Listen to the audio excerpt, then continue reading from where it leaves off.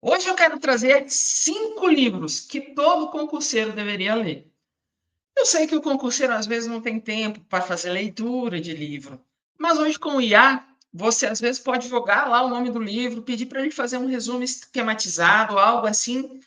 Mas se você puder ler, leia. Esses 5 livros vão mudar a forma com que você enxerga teu estudo e a forma com que você enxerga o seu planejamento para uma aprovação. Essa caminhada, porque vamos combinar, né? Estudar para concurso para ser aprovado é um projeto de vida. E esses 5 livros aqui vão fazer a maior diferença em como você planeja e como você visualiza o seu estudo. Vamos lá, vamos começar? Primeiro livro, A Única Coisa. Esse livro fala que você deve procurar aquela única coisa que vai fazer toda a diferença no seu estudo. Em vez de você pegar resumo, videoaula, PDF, questões, um professor aqui, outro professor ali, em vez de você se inundar de coisas, procure aquela única coisa que vai fazer a diferença na tua vida. Existe até uma frase aqui dentro, eu li todo esse livro aqui, tá, pessoal? Ele tá todo rabiscado, eu gosto de rabiscar, tá vendo? Tá todo rabiscado aqui. Existe uma frase desse livro aqui que é muito interessante, que ele diz assim, qual é a única coisa, você tem que parar agora e se perguntar, qual é a única coisa que se eu fizer agora, todas as outras vão se tornar irrelevantes ou até desnecessárias. É mais ou menos isso que ele fala. Então, no seu estudo, você tem que perguntar, hoje, qual que é a coisa o que eu fizer, qual que é a única coisa que se eu fizer agora, vai ter o maior impacto no meu estudo e vai fazer com que todas as outras sejam irrelevantes ou até desnecessárias, coisas que você precisa parar de fazer. Qual é a única coisa? Eu vou deixar você aí pensando qual que é a coisa que, se você fizer mais, a única coisa que, se você fizer, todas as outras vão se tornar irrelevantes. E eu digo, na minha vida como concurseira, a única coisa foi estudar por questões, porque a partir do momento que eu comecei a estudar por questões, videoaula se tornou desnecessário, resumo, material, cursinho, tudo se tornou desnecessário ou irrelevante. Por quê? Porque o estudo por questões foi a única coisa que fez realmente mudar e tornar todas as outras coisas assim, ó, pequenas, muito pequenas. Um outro livro, próximo livro, no livro 2, é Hábitos Atômicos. Estudar por questões, você precisa muito de rotina, não tem como, pessoal. Não adianta você. Eu sei que tem aquelas pessoas que fazem plantão, que às vezes têm filhos, a vida é meio desorganizada, mas até nessa desorganização existe uma certa rotina e uma certa organização. E para que você tenha esse estudo de qualidade, você tem que formar hábitos. Hábitos. E esse livro, também todo rabiscado, deixa eu pegar uma parte aqui que está bem rabiscada. Aqui, rabiscado, tudo rabiscado. Eu sou muito de rabiscar as coisas. Ele mostra que como que você cria hábitos que vão se perdurar. Estudar é um hábito. É como escovar o dente e tem que ser todo dia, pessoal. Não tem como. E ele dá várias dicas de como você organizar a tua vida para que você consiga instalar um hábito. Vamos pegar aqui o hábito de estudar, instalar este hábito para que você consiga estudar todos os dias, que é o principal, pessoal. Quando vocês começam a estudar para concurso, a partir do momento que você decide, porque é uma decisão, não é ao acaso que as coisas acontecem. A partir do momento que você decide, não, eu vou estudar para concurso, é uma escolha de vida. Você vai abrir mão de algumas coisas. Então, você precisa encaixar o seu estudo dentro dessa sua rotina, dentro desse hábito. E aí ele fala uma coisa muito interessante, que é a parte que eu já testei, que é empilhamento de hábitos. Ou seja, você encosta um novo hábito em um hábito que já está instalado. Vamos imaginar, você quer começar a estudar, então já começa a empilha, cola o hábito, esse novo hábito do estudo, em um hábito que você já tem. Vamos supor, você vai estudar, você tem o hábito, eu, por exemplo, tenho o hábito de tomar café todos os dias quando eu acordo. Então, eu associo tomar café que logo em seguida eu tenho que estudar. E aí eu vou empilhando, fazendo o empilhamento desse hábito com um hábito que já existe, para que eu consiga fazer com que esse novo hábito seja tão efetivo quanto o outro que já está instalado. E que tem dicas valiosíssimas para você ler sobre como criar hábito. tá? Como você cria esses hábitos. Outro livro, que eu já falei muito sobre ele, eu acho que é um dos livros que mais modificam a sua forma de pensar, a sua forma de sair do estudo tradicional e ir para o estudo por questões, que é este livro aqui, ó, Mindset. O que é Mindset? Mente, é a sua forma de pensar. Nesse livro aqui, essa autora, ela fala sobre mindset fixo e mindset crescimento. São duas formas de você encarar as coisas da sua vida. Ou você pode encarar dizendo assim, eu não consigo, isso é difícil, essa questão eu não vou conseguir aprender, essa questão é muito difícil. Sempre que você encontrar algo que é difícil, é meio que você criasse um bloqueio e você não conseguisse crescer, evoluir com aquele desafio que é apresentado a você. Porque cada questão que você estuda é um desafio que é apresentado a você. Pode ser mais fácil ou mais difícil, mas é um desafio. E aí, no outro lado, que é o mindset de crescimento, a pessoa pensa: nossa, eu não sei essa questão, que bom, vou aprender. A pessoa do mindset fixo, ela fala: nossa, eu não consigo, é uma questão difícil, não sei como faz, e bloqueia.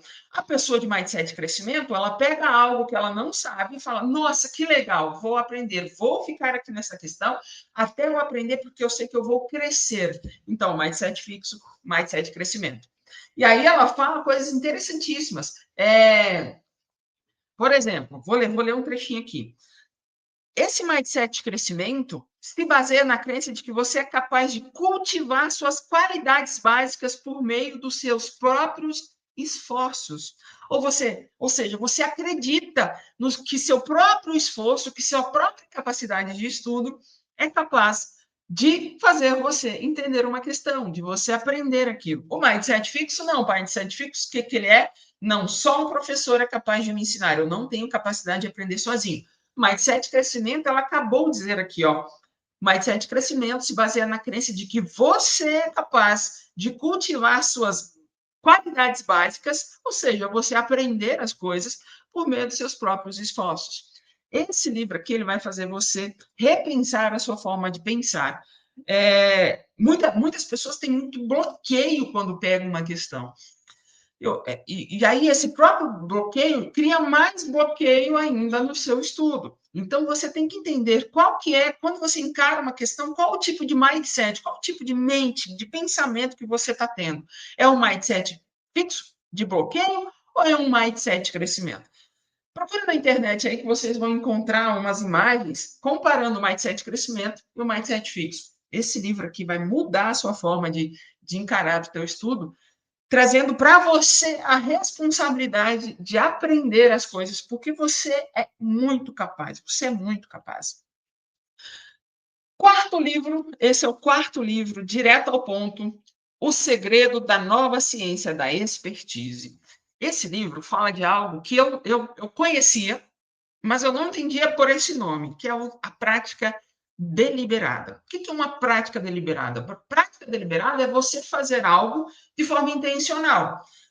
Quando você pegar várias questões para estudar, você não simplesmente ir fazendo as questões porque você tem que fazer, não é isso. É você fazer as questões, estudar as questões de forma intencional. Ou seja, você pegar aquela questão, entender o que a questão tem para ensinar, ficar ali até você entender. Por quê? A prática deliberada, ela tem mais a ver com a qualidade do estudo do que com a quantidade, mais com a intenção de aprender do que com a intenção de só fazer. É intencional. Você está ali para aprender o que a questão tem para ensinar. Não é para sair fazendo um monte de questão. Então, ele fala muito sobre prática deliberada. Você pegar as questões e realmente, intencionalmente, essa palavra é muito importante, pessoal. Se você está com um papelzinho, anota. Intencionalmente, você está ali para aprender o que a questão tem para ensinar. Você volta toda a sua intenção, para aprender. Aprenda tudo que está em volta ali. Aprenda tudo.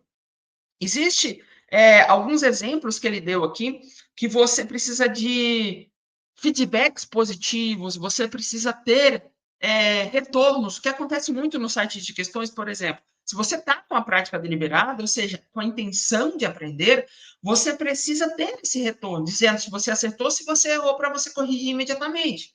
Não é deixar com que você fique perpetuando o erro por vários anos, ou por várias questões. Ele fala sobre. Eu vou ler aqui a parte de prática intencional, que é o que a gente está falando de prática deliberada, que é prática intencional. A prática intencional, descrita em poucas palavras, saia da sua zona de conforto, mas proceda de uma maneira focada, com objetivos claros, ou seja, quero aprender o que essa questão tem para me ensinar. Um plano para atingir esses objetivos e uma forma de monitorar seu progresso.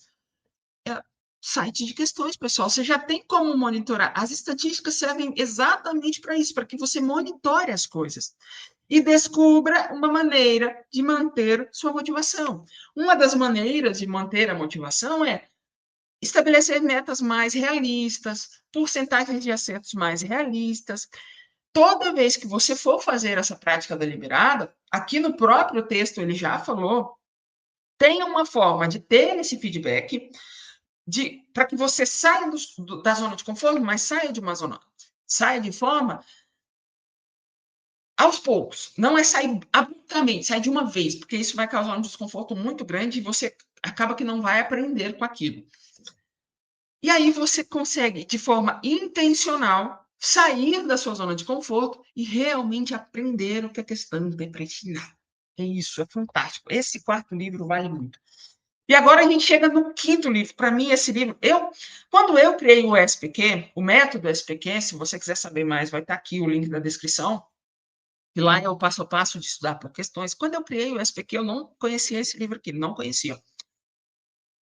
E a partir do momento que eu comecei a ser mentora de alunos, eu comecei a procurar livros que fossem voltados para comprovação científica de algo que eu já conhecia, que era por questões, sabia que era efetivo. E esse livro aqui parece que ele descreve o SPQ de cabo a rabo. Ele descreve toda a estrutura do SPQ, toda a estrutura, a essência, tá, pessoal? Porque o passo a passo de como funciona não está aqui. Mas toda a essência do método está aqui. Esse livro, Fixe o Conhecimento, ele é incrível. Ele fala sobre 3 coisas que são muito importantes no estudo. E se você puder, de todos esses livros, comece por esse. Esse aqui é o mais fantástico de todos. Ele fala de 3 técnicas de estudo que são, para mim, as de longo prazo, um estudo de longo prazo, são as 3 que vão fazer diferença na tua vida. É o estudo intercalado, variado e espaçado.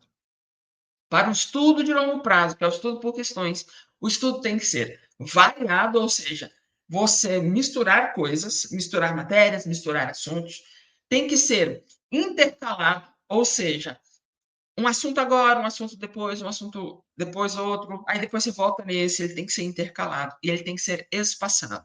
Se você estuda juros compostos hoje, não estude em sequência juros compostos por muito tempo. Estude juros compostos um pouquinho hoje, um pouquinho amanhã e um pouquinho depois. Um pouquinho mais depois, um pouquinho depois.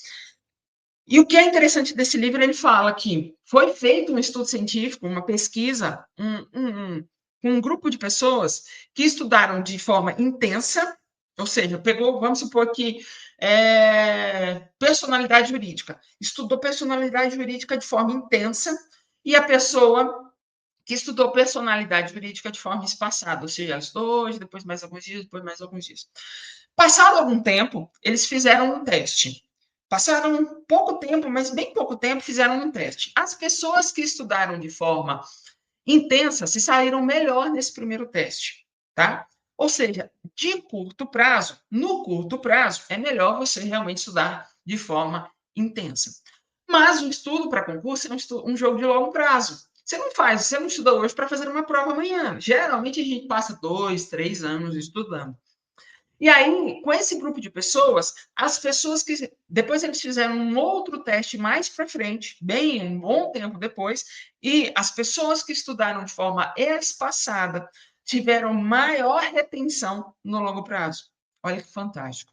Então, para nós concurseiros, a gente tem que procurar um estudo espaçado, intercalado e variado, para que no longo prazo o estudo seja mais efetivo. para que você consiga realmente reter aquilo que você precisa, para que você consiga fazer uma prova daqui 2, 3 ou até 4, 5 anos, não sei. Bom, pessoal, esses foram os 5 livros. Se você tiver condições de ler, se tem aquele tempinho sobrando aí, leiam. Eles vão mudar a forma como que você vê teu estudo, planeja teu estudo e que você encara como é estudar e estudar por questões. Vai transformar a tua forma de pensar. Então, espero que esse vídeo tenha te ajudado e bora destruir as questões. Até mais!